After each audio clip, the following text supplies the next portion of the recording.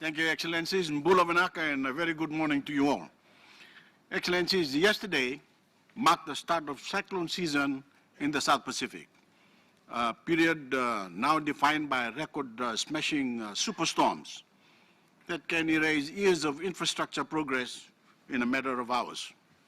I know because I've seen it happen. Whether it's storms, floods, or fires, the same hard lessons are being learned around the world.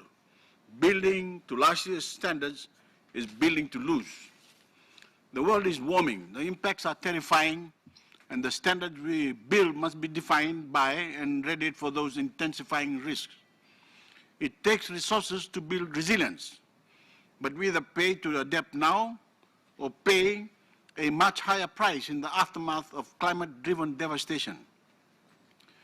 By becoming the first developing state to enact a comprehensive climate change act, Fiji will be required to adapt our building codes and standards to the climate reality and be inclusive of our green priorities.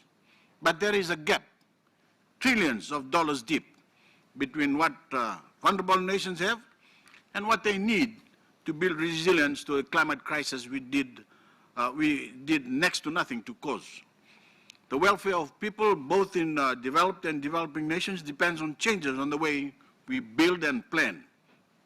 Trillions of dollars may sound insurmountable, but the alternative is unthinkable. Even now, we are seeing what can happen when worsening climate-driven disasters meet outdated infrastructure and transport networks. Unchecked carbon emissions could see the foundation of our interconnected global marketplace fall out from under us. We can only bridge the financing gap between vulnerability and resilience if we fully enlist public and private sector sources of funding. We welcome India's launch of the Infrastructure Resilience Project for small island states. It's a promising start. Prime Minister Modi, sir, thank you.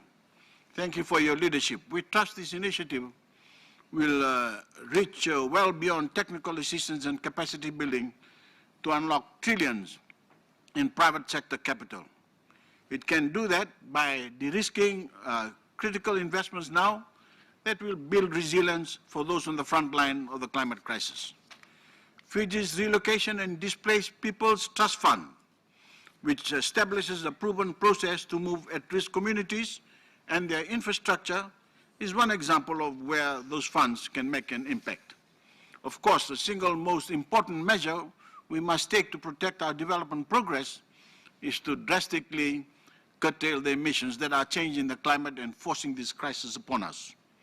That is the responsibility of every nation, but the greater burden falls justly on the greatest emitters, if I think.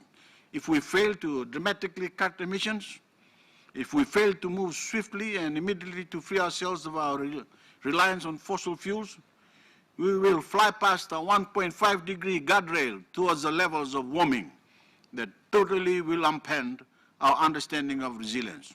It is the future that we are gathered here in Glasgow to prevent at all costs. Let's not forget it. Thank you. Vinaka Bagalebo.